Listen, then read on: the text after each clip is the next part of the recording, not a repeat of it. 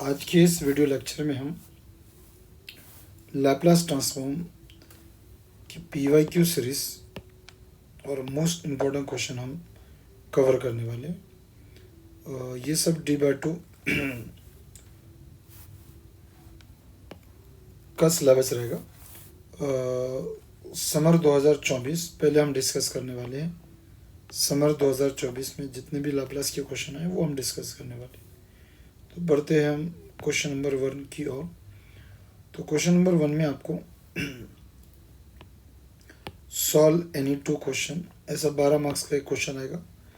3 question आएंगे, कोई भी 2 आपको सॉल्व करना है। उसमें सबसे पहला समर 2024 में find the Laplace transform of sin 2t/t, ऐसा आपका क्वेश्चन पेपर में आया था। तो ये क्वेश्चन 6 मार्क्स के लिए आया था। तो सबसे पहले आपको इस क्वेश्चन में करना क्या है, लैप्लास का जब भी आपको क्वेश्चन सॉल्व करना है तो इस क्वेश्चन में सिंपली आपको जब भी किसी चीज़ का लैप्लास निकालना है तो इसमें से क्या क्या आप छोड़ सकते हैं वो चीज़ें छोड़ते जाना है। अब जैसे कि आपको प्रॉपर्टी अगर जब पता होगी तो लैप्लास में जब भी डिवाइड में ऐसा टी आता तो इस टी को हम बाद में डिवीज़न बाय टी प्रॉपर्टी से ला सकते हैं। तो ऐसी चीज़ जो हम बाद में ला सकते हैं इसको अभी आप छोड़ सकते हैं। इसको मैंने छोड़ दिया और जैसे इसको हमने छोड़ दिए तो वन एंड ओनली वन कौन बचा, sin 2t। तो सबसे पहले आपको question number A start with solution let करके लैप्लास के अंदर ऐसी चीज़ लिखना है जो प्रॉपर्टी से फ्री रहे, जैसे डिवीजन बाय टी, इसको छोड़ देना है। अब सिर्फ sin 2t आपका फंक्शन बना, चेक कर लो।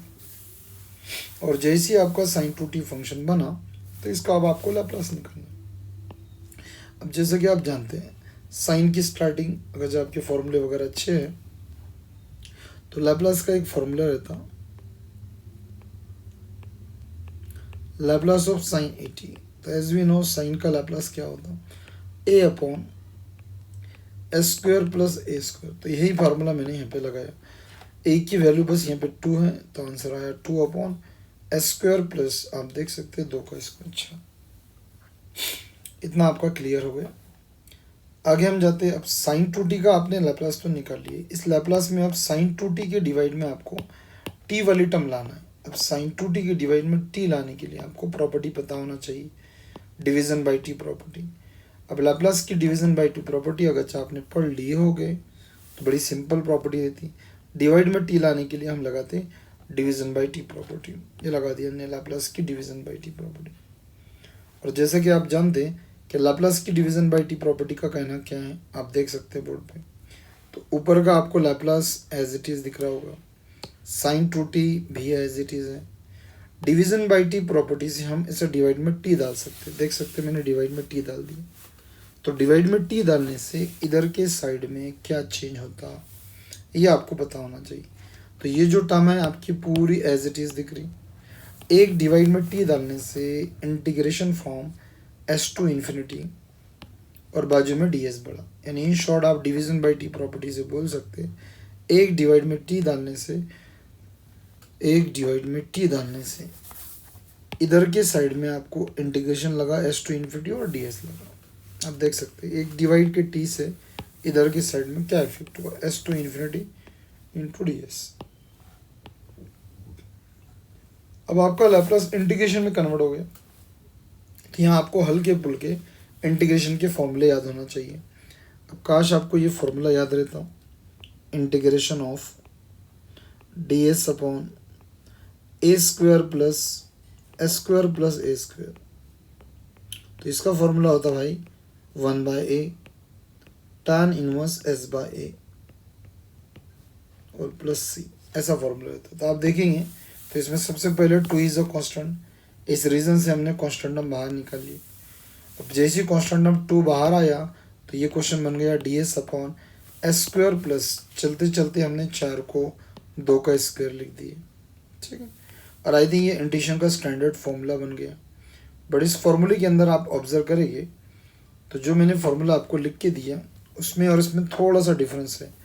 यहाँ पावर के अंदर आप देख रहे होगे तो ऐसे, तो इस पावर के अंदर भी यहाँ ऐसे, इट मीन्स फॉर्मूले के हिसाब से हम बोल सकते एस की वैल्यू ऐसी है, लेकिन यहाँ पावर के अंदर कांस्टेंट टर्म ए है, यहाँ पावर के अंदर कांस्टेंट टर्म 2 है, तो ए की वैल्यू हम 2 बोल सकते हैं, ए की वैल्यू हम 2 बोल सकते हैं। ठीक है, उम्मीद करते हैं फॉर्मूला समझ गए। अब हम फॉर्मूला लगाने जा रहे, देख सकते हैं फॉर्मूला अप्लाई कर रहे हैं हम। फॉर्मूले के हिसाब से आंसर आता 1/a tan inverse s by a, तो 1/a, ए की value 2, tan inverse s by a, तो s की वैल्यू तो ऐसी है लेकिन a की वैल्यू 2 है।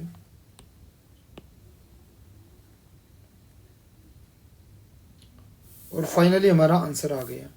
ये दिस 2 से 2 get cancel out. Constant term हम कैंसिल कर सकते हैं, क्योंकि इंडिशन आपने s से करे तो आपको लिमिट s की जगह डालना है, तो आप 2 से 2 गेट कैंसिल आउट कर सकते हैं। बचा और रिमेनिंग टर्म लिखे हमने, upper limit infinity, lower limit s as it is. और फाइनली हम अपर लोअर लिमिट डाल के क्वेश्चन खत्म कर देंगे। चलो भाई, अपर लिमिट डाला जा रहा। सबसे पहले अपर लिमिट इन्फिनिटी डाले हमने s की जगह, जैसे 0 upon any quantity 0, on the same line infinity upon any quantity infinity, तो अल्टीमेटली ये tan इनवर्स इन्फिनिटी बन गया। माइनस लोअर लिमिट s की वैल्यू s डालेंगे तो एज इट इज आएगा। As we know tan inverse infinity pi by 2 होता, 90 होता। ठीक है, as we know tan inverse infinity is pi by 2 minus, और tan इनवर्स s बाई 2 जैसा का वैसा लेगा। आप चाहो तो इतना भी आंसर रख सकते हैं, बट एक 11th स्टैंडर्ड में एक आपने आइडेंटिटी पढ़े थे। कौन सी आइडेंटिटी पढ़े थे ये आप देख रहे होगे, ये आपने आइडेंटिटी पढ़े थे। tan inverse theta plus cot inverse theta is equals to pi by 2। इस आइडेंटिटी से हम कॉड इनवर्स की वैल्यू प्लस tan इनवर्स उधर जाके भाई माइनस tan इनवर्स हो जाता। तो आप इसमें देख रहे होगे, तो आपका आंसर शॉर्टकट में pi by 2 minus tan inverse is nothing but cot inverse. तो again pi by 2 minus tan inverse cot inverse हो गया। एंगल में थीटा रहा तो थीटा आता है, यहाँ एंगल में s बाई 2 है तो s बाई 2। इस तरह आपका ये 6 मार्क्स का क्वेश्चन, ठीक है, क्वेश्चन नंबर 1 था लैपलास का, और फाइनली ये खत्म हो गया। ठीक है, तो इसका आप स्क्रीनशॉट भी ले सकते हैं। ये समर 2024 का पहला क्वेश्चन था भाई, समर 2024 का क्वेश्चन नंबर फर्स्ट है ये। ठीक है, वैसे 2 क्वेश्चन पेपर में आए थे। ठीक है, क्वेश्चन नंबर 1, ये फर्स्ट पेज कॉपी कर सकते हैं, बाद में बाजू में हैंड भी लिखी हुई है, आप ये कॉपी कर सकते हैं। नेक्स्ट अगला ये कॉपी कर ले आप।